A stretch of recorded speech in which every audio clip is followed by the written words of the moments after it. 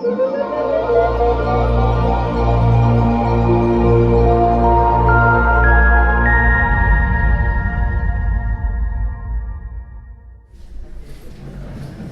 afternoon, everybody. Welcome to the public lecture. Some of you have been here already through the morning for the Shema B'nai seminar, and this is the final part. We open up to the public to join for the third and final part of today's program. There's Mincha at 1:15, so we're finishing about 12 past. There's Mincha. Thank you, everybody, for coming, and we hope you enjoyed the program. Today's event is the public lecture is a joint in conjunction, Shema B'nai in conjunction with JLE, who have very kindly hosted their building today. Shema B'nai works together with the JLE, we're affiliated, and it's the next level for families and etc. Next level of spiritual growth in Avodas Hashem. If anybody likes to know more information about Shema B'nai, you can go to our website, shemabnai.org. Good, is that okay? So I don't know why people will say that, just say Shema, it's obvious, isn't it? Anyway, no further ado, you don't come to hear me. Pesach, Parenting and Purpose, Maximizing Pesach the Seder, with the great, the wonderful, the author, the world famous Rabbi Dovid Kaplan Shlita.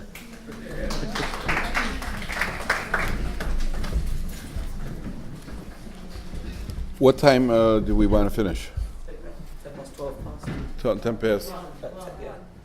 Yeah, 10 past 1. Yeah. 10 past 1. Yeah. So it's 10 past 12. Rabbi Kaplan is back in time as well. Yes. Okay. Good afternoon, everybody.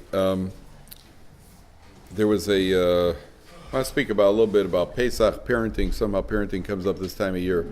We spoke about it a little bit in the last class, but I want to go through a few ideas here that bring us the fundamentals. First of all, there was a man went from Israel to the United States, went fundraising, had to marry off his kids, and he had 12 children, and he goes to a very wealthy donor, and he comes in, says to this man, I'm collecting, I have to marry off my daughter. The guy says to him, I want to tell you something. You have 12 children. You brought them into the world. I didn't. It's your responsibility. I'm not really sympathetic to the cause. I'll give you $18. That's it. I don't really think much of your lifestyle, and I don't think much of your approach.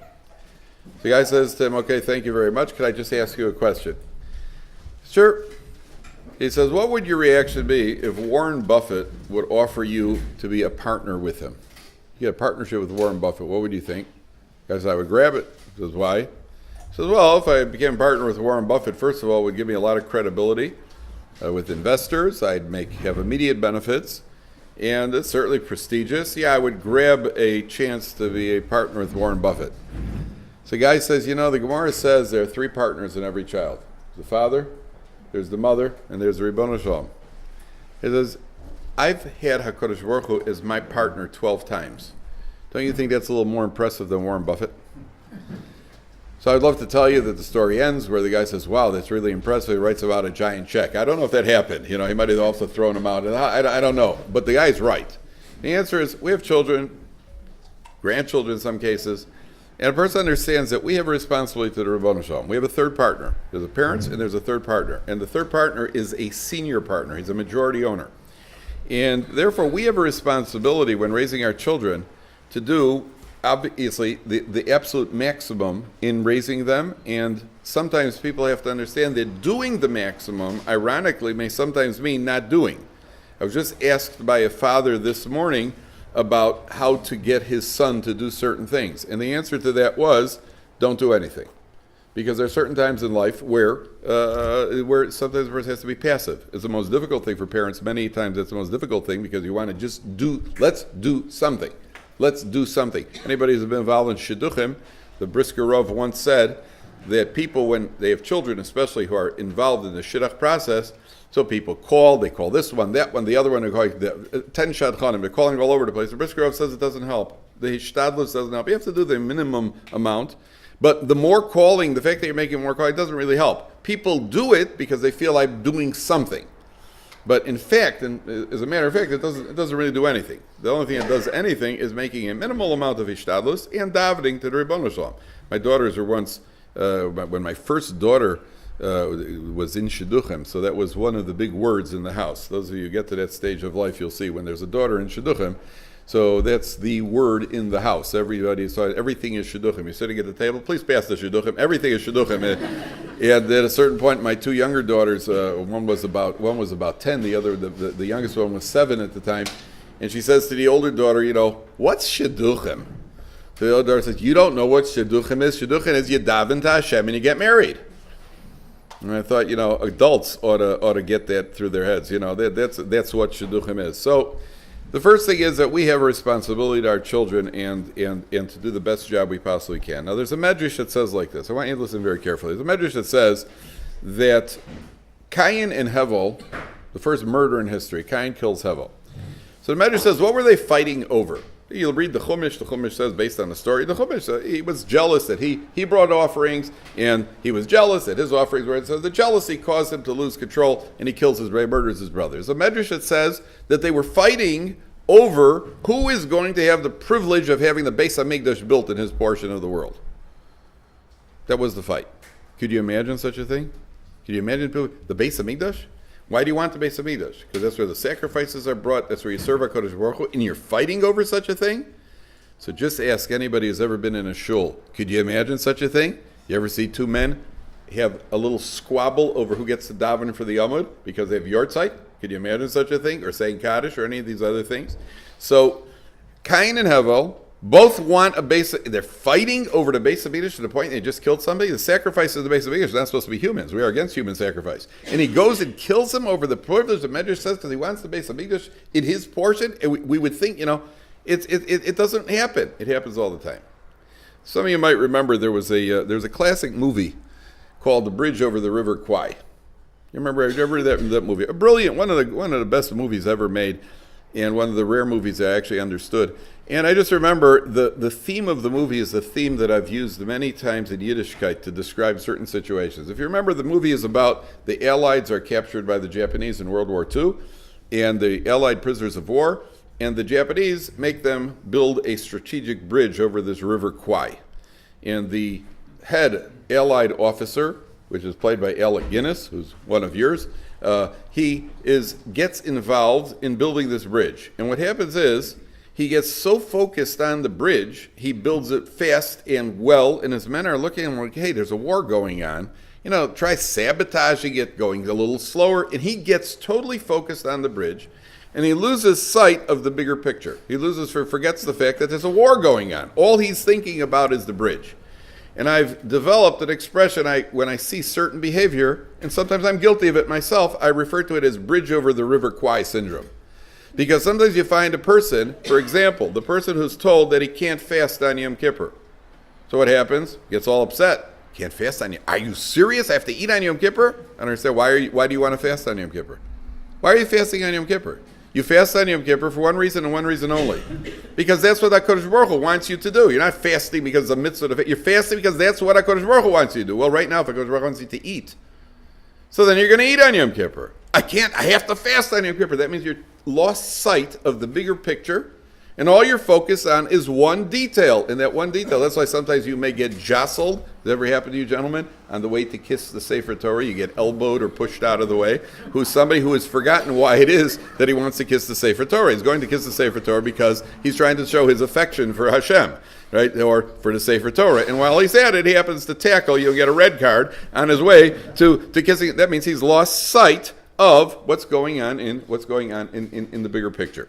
The Imrei Emes Zatzal, leader, the great Imrei Emes was once in shul. He saw a Jew in shul. The Jew was very, very distraught. He could tell the Jew was distraught. So he walks over to this Jew. He says, "Yeah, my friend Rebbe Yid, why are you so upset?" He says, "Rebbe, I'm upset." He says, "Yes, I know. Why are you upset?" He says, "I forgot my gartel. I don't have my gartel. I'm a Chassidim wear a gartel. I forgot my gartel." So the Imrei Emes says, "Oh, don't worry about it." He takes off his gartel. He says, "Here, you use my gartel." He says, "Yeah, but Rebbe, what are you going to use?" He says, "Not a problem." He says, "Rebbe, but a gartel." He says, "Listen, you'll fulfill the minhag of wearing a gartel, and I'll fulfill a mitzvah saseh deoraisa of doing a chesed with a fellow Jew. How's that for a split? Right? So, but a gartel, yeah, but a mitzvah sasei d'oraisa, right? A mitzvah sasei d'oraisa. And I'm a Litvak, by the way. I'm a Litvak, and I only worn a gartel once in my life. When I was last year, I was a chiyuv for the daven for the Yom. Here's a classic example. I was in New York, and I was davening. I had daven for the Yom in a Nisuch Sfarad shtibel. And the gabbai said to me before I went up there, he said, "Here, you're going to have to wear a gartel." So it's the first and only time in my life that I've actually worn the gartel. And I want to tell you something. Another person might say, "Well, I'm not wearing a gartel," and then you forgot davening for the Yom. Now, which is more important? I put on the gartel. I made sure there were no cameras. I put on the gartel, and I daven for the Yom. Not the end of the world. A person has to say, "What's really important here? You've lost sight of why are you wearing a gartel? Why are you doing a mitzvah? For what reason? Because that's what the Rebbeinu Shalom wants me to be doing." Come to Pesach preparations. Ladies, we spoke about this in the last hour, and I repeat, Pesach, there's no room for any tension in the house on Erev Pesach. My favorite Erev Pesach story of all time is the family that sat down at the Seder. It was the first warm day of the year, and the family sat down at the Pesach Seder, and the husband had set the air conditioning to go on 20 minutes into the Seder. And Kadesh, Manishtana, all of a sudden the air conditioner activated, and for the next 10 minutes it blew out a steady stream of crumbs that had accumulated in the air conditioner over the winter. Right? Now, could you imagine? Could you imagine? I mean, and it's blowing out. And by the way, it's the only job men have. The men only have one job in the house. It has to do with setting clocks. True or not true? And at every simcha, whether it's a sheva brachas, a bar mitzvah, you have the Friday night dinner, the man has one job, set the clock. And inevitably, what happens is you make kiddush, you sit down, bring out the soup, and all of a sudden, vayihi choshech, all the lights go out. And then the man always gets up and he walks over to the electric light, takes a look, he turns around and says, "I know what the problem is." You know what the problem is. Shkoyach, you're the problem, buddy. And you better start running. Your wife has been working for 2 weeks, right? One thing you couldn't do right. You couldn't twist that thing. You couldn't get. By the way, sometimes it's the lady's fault. That's also the lady's fault, because often when the husbands are adjusting the thing, it's not that easy. There are a lot of levers over there. They turn in different directions. It's on military time. So, and you're always getting mixed up between 16 and 4, 6 o'clock. And while you're doing it, the wife is talking to you. That's not fair, right? I'm up there doing things, and the wife is looking at you. "We need another aluminum foil." No, I'm trying to, and you slip the next thing, boom, it goes out. So what happens is that when you come to say the chametz blew for 10 minutes, what should the reaction be? Okay, so you're a little stunned, especially if your mechutanim are there, right? And this doesn't happen to us all the time. Well, or this is just a minhag to show you how much we hate chametz. Something, make up a story. But you understand people might be a bit unnerved at such a thing. Person has to know, I don't know of anywhere that it says that Chazal say a person gets angry, it's as if he's worshiping idols. I don't know of anywhere that it says that if you fight chametz on Pesach, it's as if you're oved avodah zarah. It's a derabanan. Get rid of it. Cover it. If you yantif, cover it, sweep it up and cover it. During Chol Hamoed, pick it up and flush it down the toilet, burn it. But don't get angry and don't get upset. In pre-Pesach especially, not to create an environment in the house of tension. There's no reason for tension and stress. The worst thing that'll happen is you'll have missed a crumb of chametz. That's all that'll happen. You'll have missed a crumb of chametz. That's it. And if you are getting upset, the rule in life is you're usually not getting upset for the right reason. It's not because of the Aveira of chametz. It's because what is my sister-in-law going to think if she sits down on the couch and sits down on a piece of bread that I missed? That's what a person is really thinking.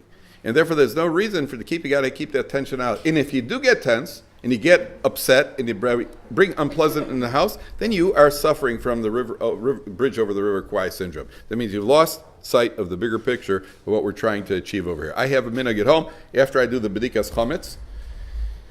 So I remember years, there was never, growing up, I never found, once my mother got done with the house, there was the chance of finding chametz in the house. It was impossible. I never found a piece of chametz. I finally found a piece of chametz when my oldest son, I think, was about 3 or 4 years old, and I'm going through the motions. My wife has cleaned the house, nothing. And all of a sudden I stood up on a ladder and I checked on top of the box that closes the curtains for the window, and I saw an uneaten piece of candy that the kid had hurled up there. I was so happy. All these years, and it was worth it. It paid off. I finally found a piece of chametz during the search. I was thrilled. After that, then it was a regular occurrence, with more kids in the house. So what I finally realized, after I did the bedikas chametz, as the kids got a little older, I would offer them a half a shekel for any piece of chametz they find in the house the size of an osem soup nut. And they would scatter and go looking through the house. And by the time they got finished, for money, right, there was no chametz in the house. And they'd come back, Daddy, is this chametz? Or what are you looking at, kid? And the only thing was that my oldest son always would find a piece, and mysteriously, we'd find two pieces. And mysteriously, the pieces looked like they fit like a jigsaw puzzle. So the suspicion was he found one piece and broke it in half, or he made, so they could make more money. Whatever it is, and by that point, the house is clean. By that point, you have nothing to worry about. Now, that is as far as the preparation. I don't want to spend too much time on it. I just want to emphasize again and again, you don't want your children growing up in a home where Erev Pesach is associated with tension. It's difficult, it's challenging, and nobody wants to clean something a second time.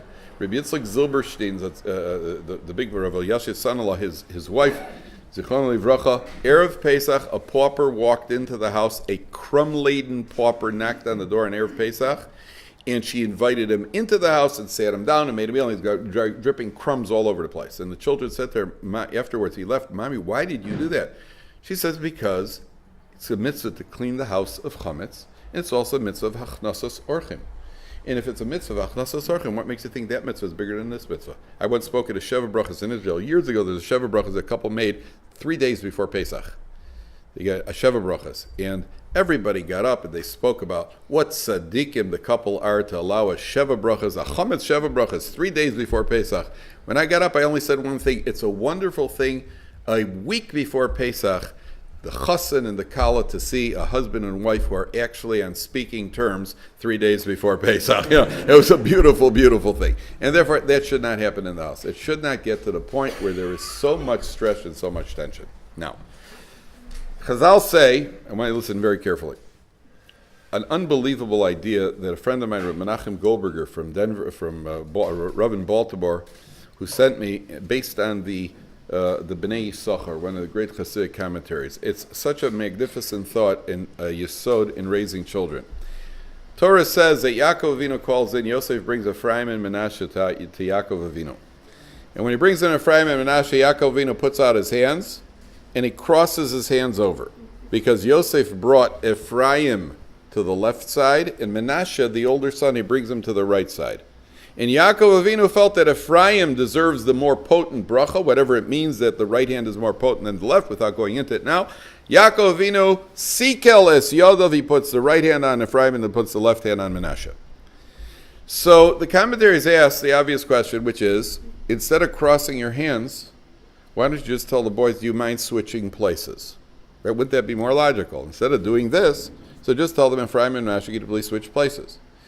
So what the commentaries answer is, well, to ask Ephraim and Menashe now to go and switch places would be embarrassing. It's bad enough he's not getting the right hand. Now you're telling him, do a favor, get up and move. It's like when you're in shul. You ever sit down on somebody's makom kavua? Right? Chas v'shalom, right? The ultimate sin, chiv skila. You sit down in somebody's makom kavua. There are three types of people. There's the first guy who just walks over to you, he just goes, shh, you're in my seat. Right? All right, at least he's to the point. Then you got the other guy who's the tzaddik. The tzaddik is the guy who sees somebody in his seat. I don't want to hurt his feelings. He goes, sits on the other side of the shul, puts the talus over his head so the guy shouldn't know he's in somebody's seat. Then you got the Beinoni. Who's the Beinoni? The Beinoni is the guy who walks past you about 6 times. He walks past you, stares a hole through you. You look up and go, oh, is this your seat? No, sit. But, if I'm going to be a tzaddik, you're going to know about it. None of this other side of the shul business. Now, you know what it's like when you sit down? First of all, I always wondered, the guy, makom, you're in my makom. You're in my makom. Why do you want your makom? There's also a bridge over the river Kwai. Why do you want your makom? Because it's a mitzvah to daven in the makom. So why did you walk in after Yishtabach if it's such a mitzvah? If you're so worried about davening, why did you walk in during Kedusha? So a person's sitting in a seat and they make you get up. You know how embarrassing that is? You got to shift places. Ephraim, to tell Menashe to move over would be embarrassing for Menashe. That's the first answer. But the Bnei Yisachar says something else. Bnei Yisachar says that Yaakov Avinu, representing the generation who's meant to be educating and influencing the next generation, Yaakov Avinu's objective, he's teaching us a lesson. My job as a parent, as a teacher, as a grandparent, is not to take the child and put him where I want him to be. My job is to figure out a way to reach the child where he is. And parents have an idea. When the child is born, we got his whole life mapped out.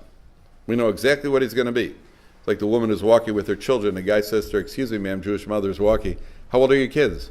She says, "Well, the doctor's 5, the lawyer's 3." Right? So we got it all planned out. Right? It's all worked out already. And Yaakov Vidasi says that's not the job of a parent. The job of a parent is you have to see who is that child really, what's that child about, and figure out how you're going to reach that child. Don't put the child where you want to be. That's easy.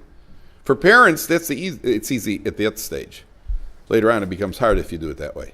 The job of the parent is set yourself aside and figure out how to reach that child. And that child might not be the type of child that you wanted or anticipated, and he might not have the same life approach that you wanted or anticipated. And then your job is to figure out how to reach that child. Now, I want to tell you something else. We spoke earlier about karpas, right? We mentioned that the idea, what the idea is of karpas. There's another idea. Do you know that it says, it's so remarkable. You see how nothing's an accident.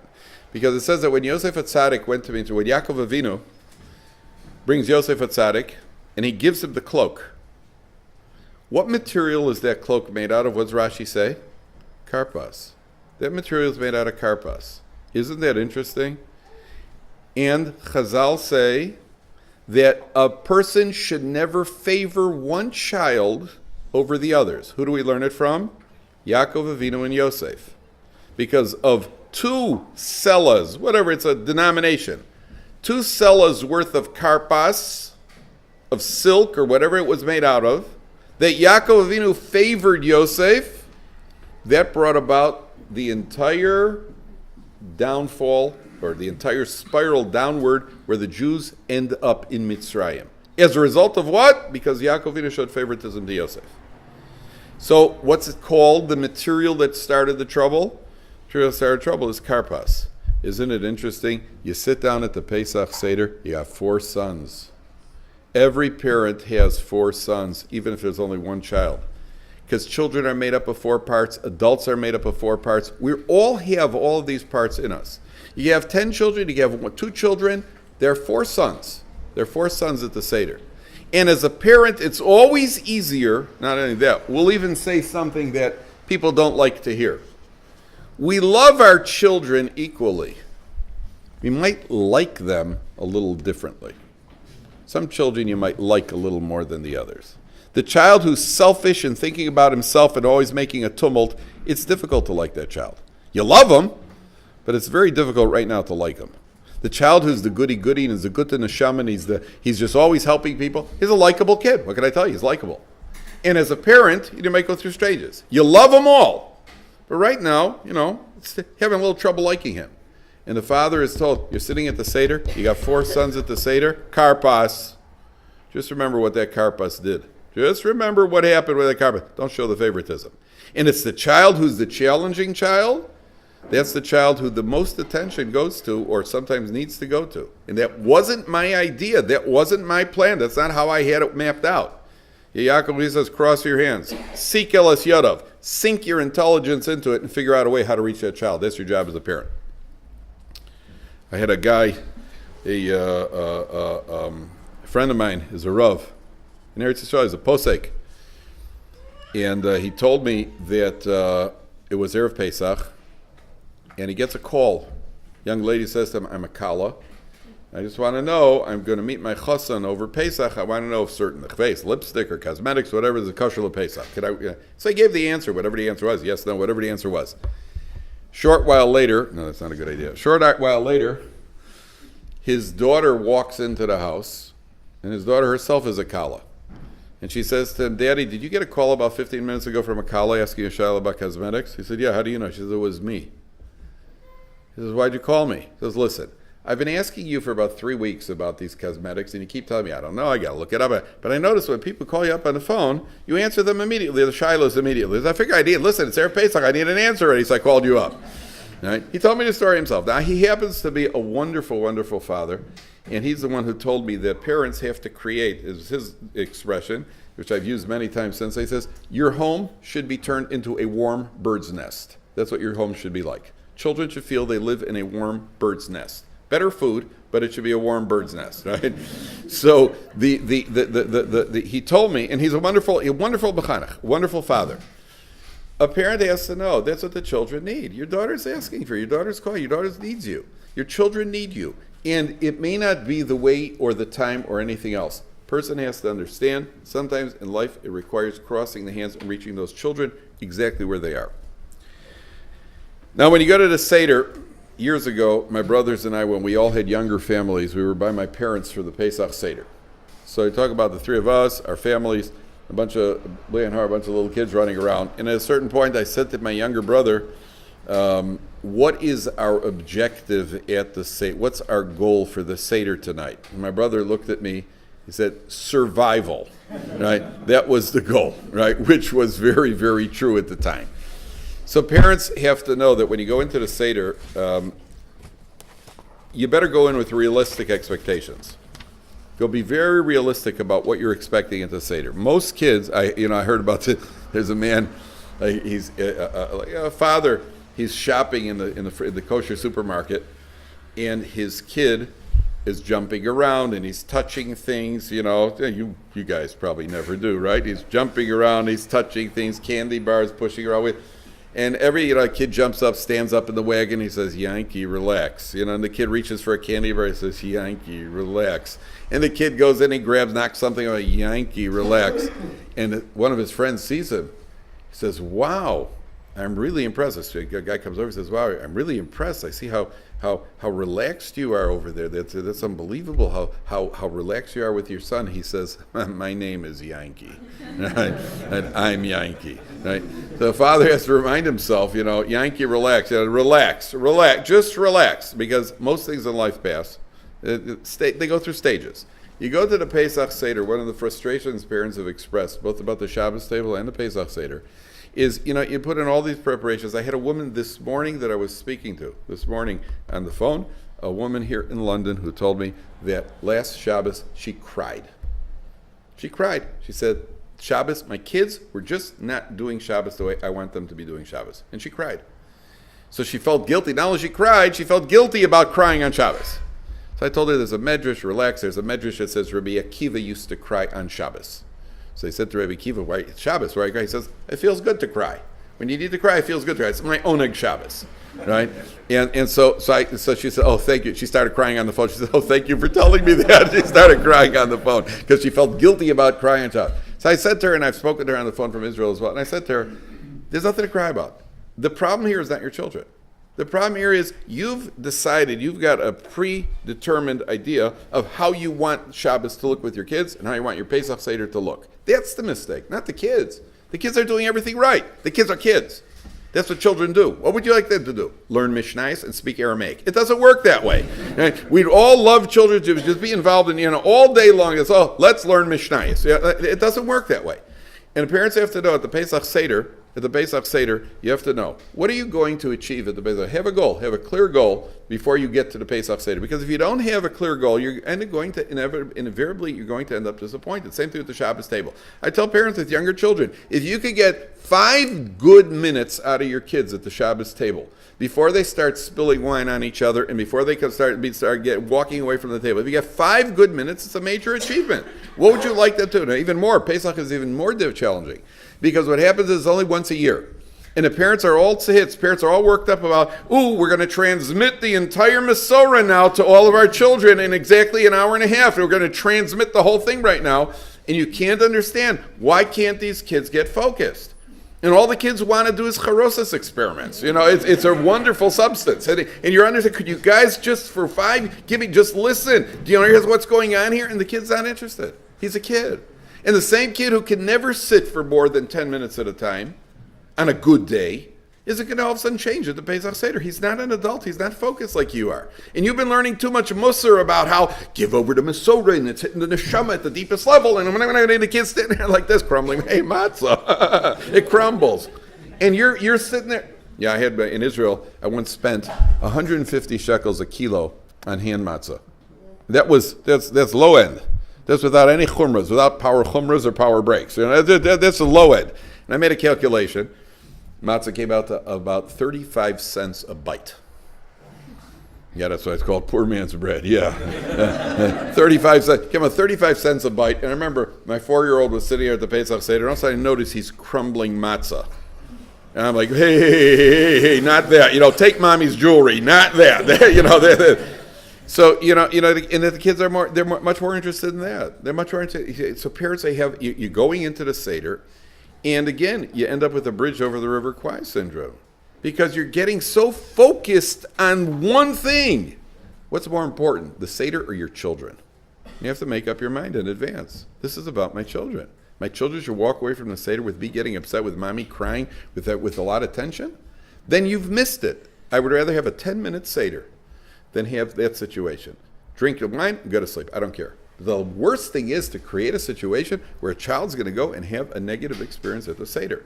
And if you have guests, then the guests have to understand that it's not about the guests, it's about the children, both at the Shabbos table and at the Pesach Seder.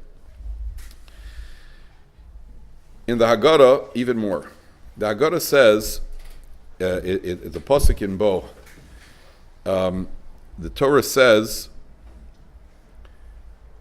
when you give over we have a Balkore here. We have a Balkore, help me out, Ruben. It says, V'yadatem ki ani Hashem, right at the beginning of Parshas Bo. How does the pasuk begin? The V'yomar Hashem Moshe Daber Bo el Paro ki ani chbarati es libo. Right, what's the next? Laman tesaper bozdim. Regan on your customers. That's the trick in life. Laman tesaper. You could probably say the whole parsha now, Balpeh. Yeah. Laman tesaper beozdei bincha. That you should tell your children what I've done to Egypt. And then how's the pasuk end? The pasuk ends v'yadatem ki ani Hashem, and you will know that I am Hashem. So the commentaries say, thank you very much, Ronnie. The commentaries say that the Torah begins with, you're going to tell over Laman tesaper beozdei bincha. You're going to tell over your children. And the pasuk concludes with v'yadatem in the plural. You will know that I am Hashem. Well, one second, the pasuk should say logically, if I'm telling it over to my children, the pasuk should conclude with, and they will know that I am Hashem. Why is it that you will know that I am Hashem? You should say they will know that I am Hashem. So there are two explanations here. Explanation number one is when you teach it to somebody else, that reinforces what you know. V'yadatem, by giving it over. By giving it over, you reinforce it. That's why even Reb Chaim Kanievsky, if he was with another Talmud Chacham at the Seder, they would have to, with Reb Gershon Edelstein, they would have to go over Sipri Yitzhak Mitzrayim, and it reinforces it even in Reb Chaim Kanievsky. So if a person comes along and a person is teaching his children, so a person teaches his children v'yadatem, by giving it over, you will reinforce it in yourself. Number one. Number two, v'yadatem ki ani Hashem. If you really want to give it over, to the degree that you know it is the degree that it will be effective in giving it over. And here, when we say when you know it, v'yadatem ki ani Hashem, that's a prerequisite in how you tell it over to your children. First, you have to know it. You have to internalize it.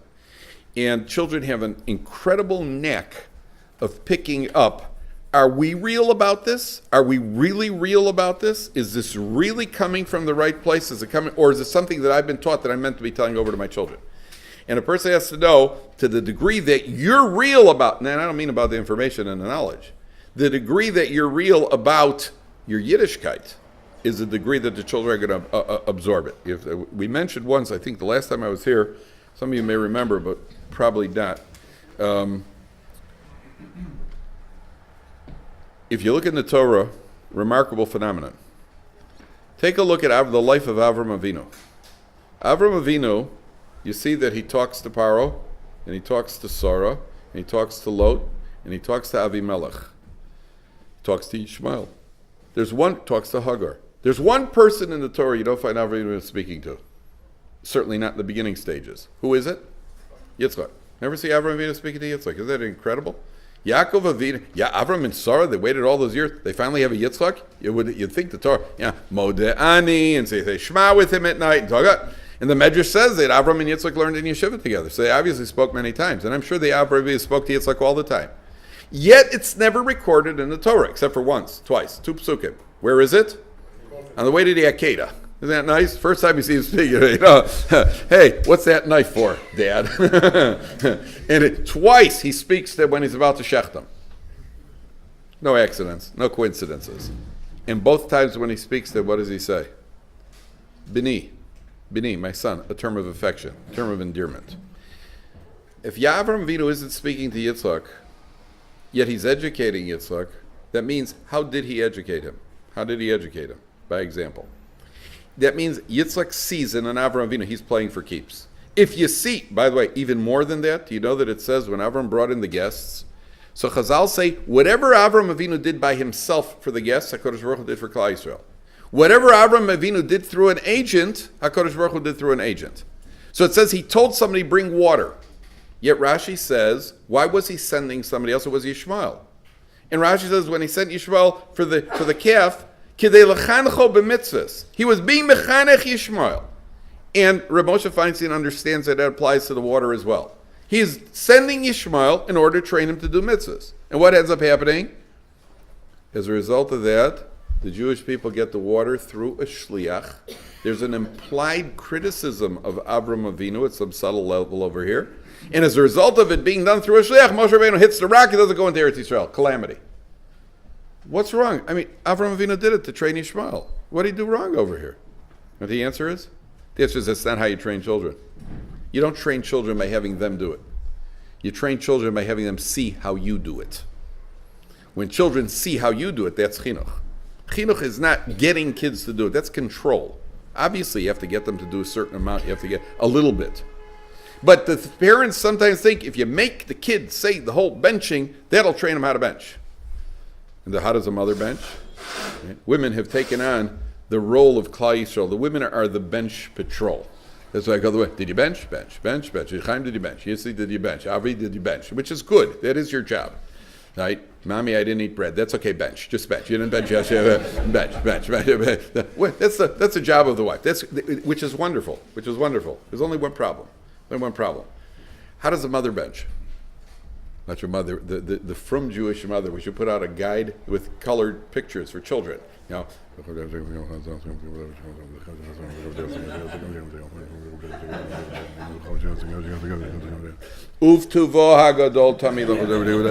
right? So then you say, Yitzi, did you bench? I can't. Why not? I don't have a cell phone. How can I bench? You know. All right. Now it's not your fault. You obviously, because people don't leave you alone for 5 minutes while you're benching. So I don't blame you.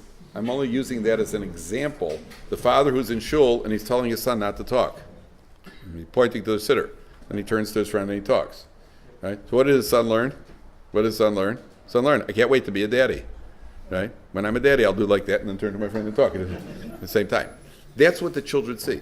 And a person has to understand the tension in the home, how we go about our Yiddishkeit, our enthusiasm for davening, the whole kit and caboodle. That's the goal. What time did he say we have to stop? What's that? 10 past. Okay. Ooh, that's going to be a problem. 10 past 2? What did he say? Okay. So we'll have to put it together in the last 10 minutes. Okay. Question. Leave you with a bit of a question.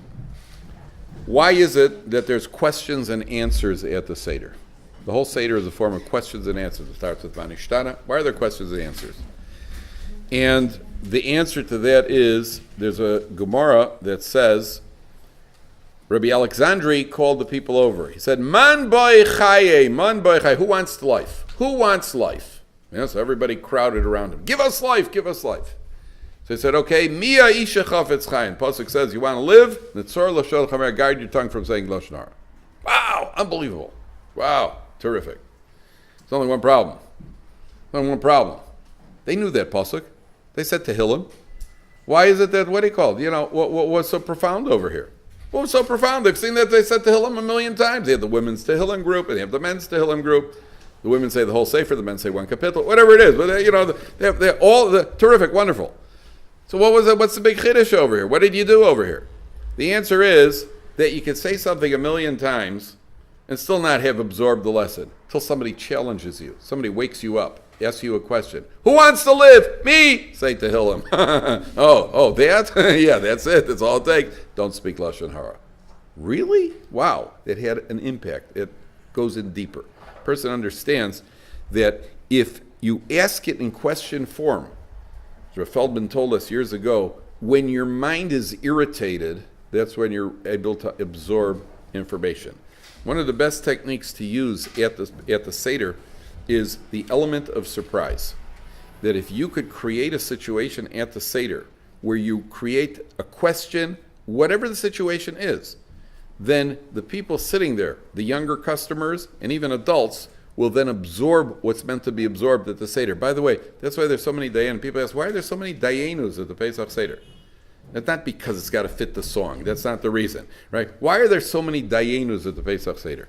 The answer is because dayenu, each individual may be impressed by something else. Some people are impressed by art. Some people are impressed by music.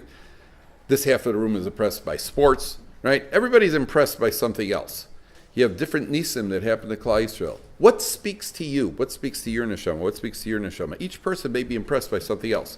So we have so many dayenus in order that each person could then tap into whatever it is that's going to make the connection for him.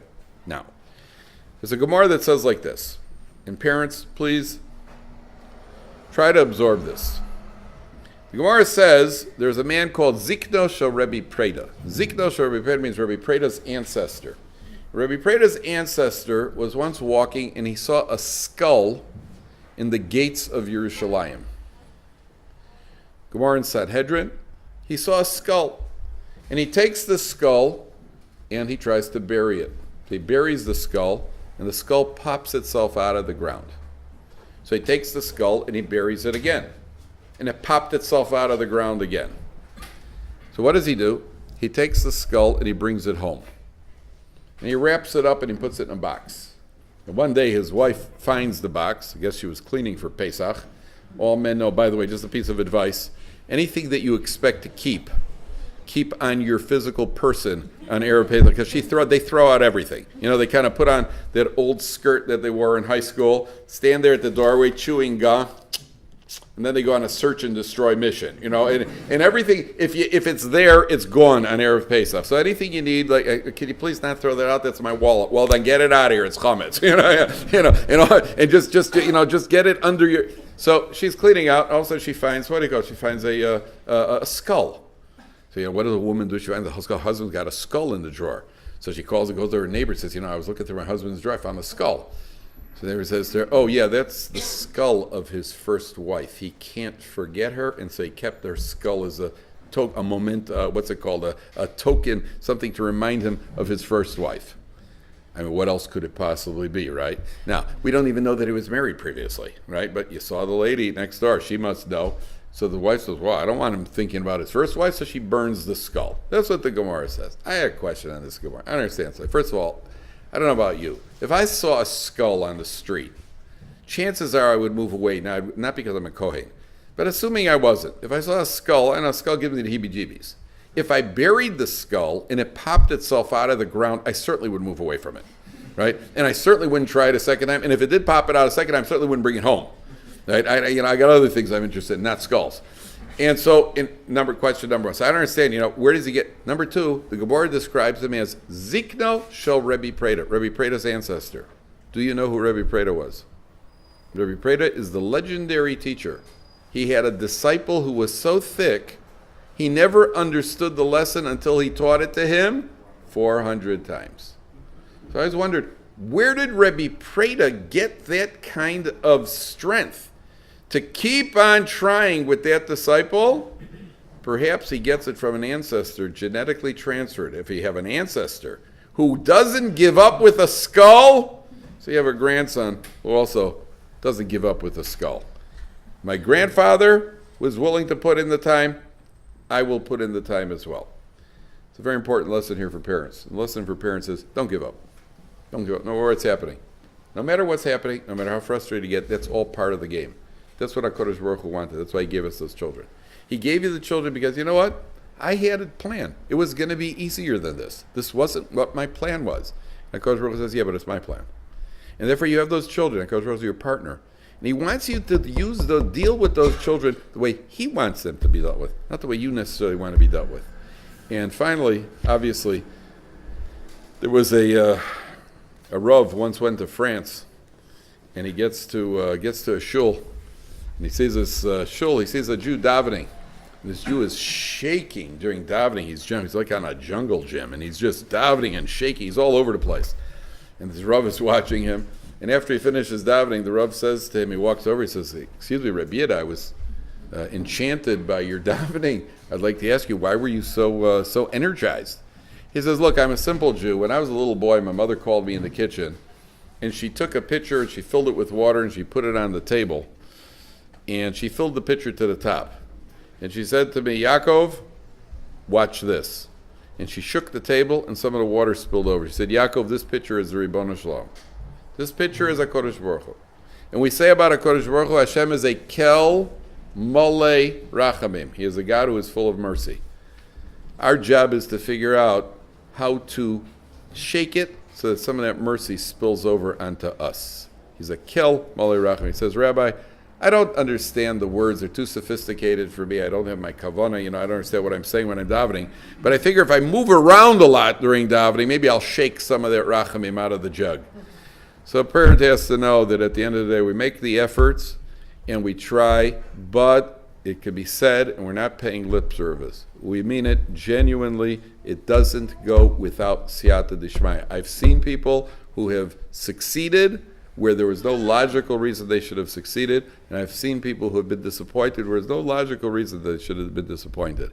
And the answer is, there's a combination. You have to make your hishtadlus. We have to make our hishtadlus. But at the end of the day, Kosh Baruch Hu kel malei rachamim. We need it in all areas. But we certainly need it when it comes to the single most important area of our life. And therefore, a person has to know, you got to pour your kishkas out.